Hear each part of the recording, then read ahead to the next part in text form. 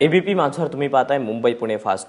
आगामी मुंबई आणि ठाणे महापालिकेच्या पार्श्वभूमीवर भाजप सरकारने मुंबईच्या प्रवेशद्वारावरील टोल बंद करण्याचा विचार केलाय।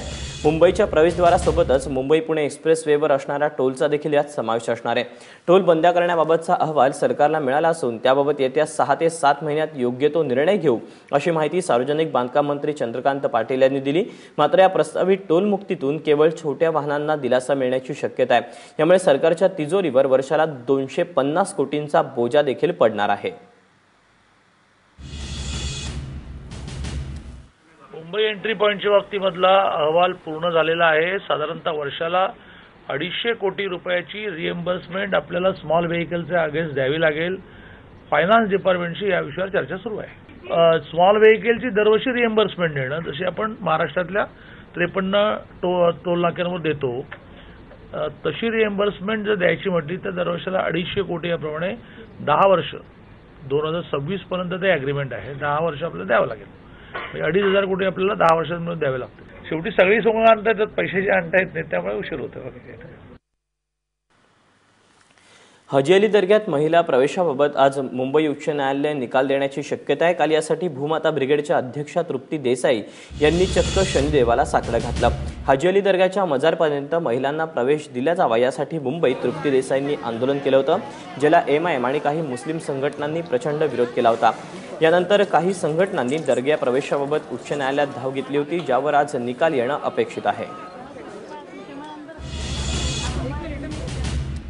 हाजी अली दर्ग्याच्या मजारपर्यंत महिलांना प्रवेश देण्यात यावा यासाठी भूमाता ब्रिगेडच्या वतीने आंदोलन रस्त्यावर उभं केलेलं होतं आणि आता हायकोर्टामध्ये उद्या 28 तारखेला त्याचा महत्त्वपूर्ण निकाल येतोय आणि महिलांना पुन्हा एकदा मजारपर्यंत प्रवेश मिळावा यासाठी आम्ही शनिदेवाला आज साकडं घालायला आलेलो आहोत। आणि मला वाटतं की शनी शिंगणापूर सारख्या ऐतिहासिक भूमीमध्ये आमच्या आंदोलनाला यश मिळालं तसंच यश जे आहे ते हाजी अली दर्ग्यामध्ये मिळेल। यासाठी जे आहे ते जिथून आंदोलनाच्या यशाची सुरुवात झाली तिथंच जे आहे ते आज आम्ही साकडं घालायला आलेलो।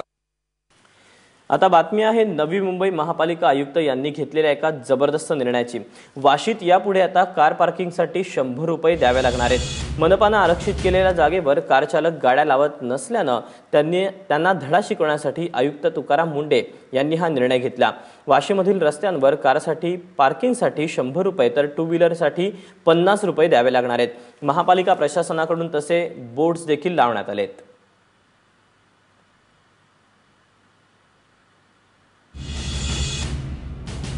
पार्किंग पॉलिसी आपल्याला ठरलेली आहे। त्याच्यानुसार आपल्या महापालिका ॲक्टनुसार आयुक्तांना अधिकार दिलेले आहेत। त्याच्यानुसार आपलं पार्किंग रेग्युलेशन करणं गरजेचं आहे, पार्किंग प्लेसेस डेव्हलप करणं गरजेचं आहे। ज्या ज्या ठिकाणी आपण ही पार्किंग अति तात्काळ म्हणून काही ठिकाणी लावली होती, आपण 100 रुपये फीस 4 व्हीलर आणि 50 रुपये टू व्हीलरसाठी केली होती। त्याच्या बाजूला ऑलरेडी आपण पार्किंग प्लाझा किंवा पार्किंग प्लेस आपण डेव्हलप केलेला, त्याचा वापर नव्हता, हे रोडवर होत होतं आणि म्हणून तिथे एक डिसइन्सेंटिव्ह म्हणून तिथे उभा करू नये म्हणून तिथे आपण 100 रुपये आणि 50 रुपये लावली होती।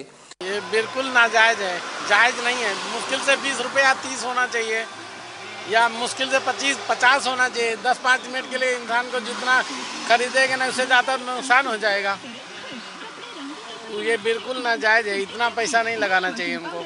यहाँ पे अभी दुकान है सामने, तो यहाँ तो गाड़ी खड़ा होएगा ही आएगा। कुछ खाएगा आदमी तो जरूर खड़ा करेगा, तो 100 रुपया लेगा तो खाने वाला तो पहले भाग जाएगा। यहाँ गाड़ी कौन खड़ा करेगा। बातमी मुंबईवरून वरळी पोलीस स्टेशनमध्ये मद्यधुंद अवस्थेत 6 पोलिसांना धक्काबुक्की करणाऱ्या एका अल्पवयीन तरुणीचा व्हिडिओ समोर आलाय। नेमकं काय घडलं 16 जूनला त्या रात्री आपण पाहूयात।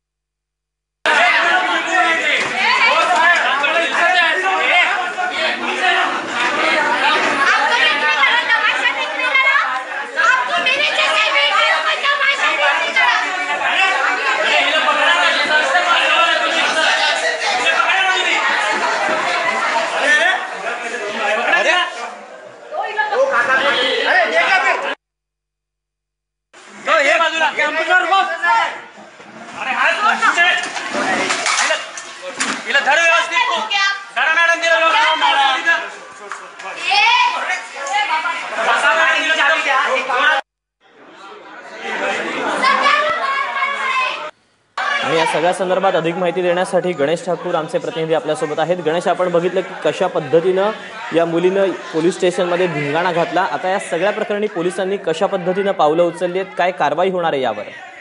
या प्रकरणामध्ये मुलीला आणि तिच्या 2 मित्रांना पोलिसांनी अटक केली आहे आणि अटक केली त्यांना कोर्टाकडनं जामीनही मिळालं होतं. जी माहिती आम्हाला मिळाली आहे त्यानुसार त्या रात्री ही गाडी चालवत होती. तिच्याबरोबर तिचे 2 पुरुष मित्र होते.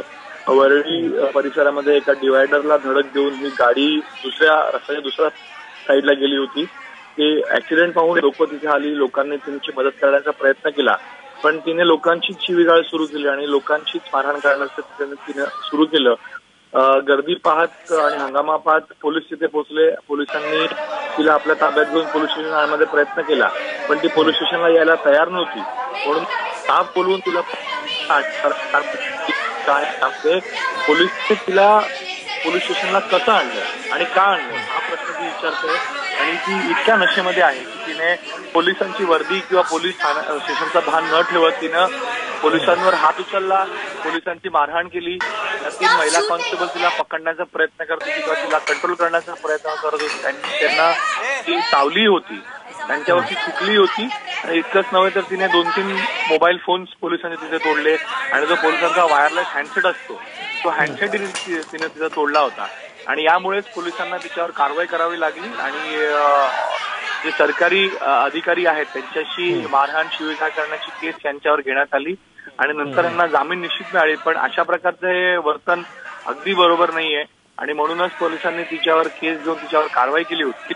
मुळात हे प्रकरण पोलीस स्टेशन झाल्यामुळे आणि रस्त्यावर ऍक्सिडेंट झाल्यामुळे बरीच लोक तिथे होते. त्यापैकी काही लोकांनी हे व्हिडिओज तिथे शूट केले आणि आता हे व्हायरल झाले आहेत.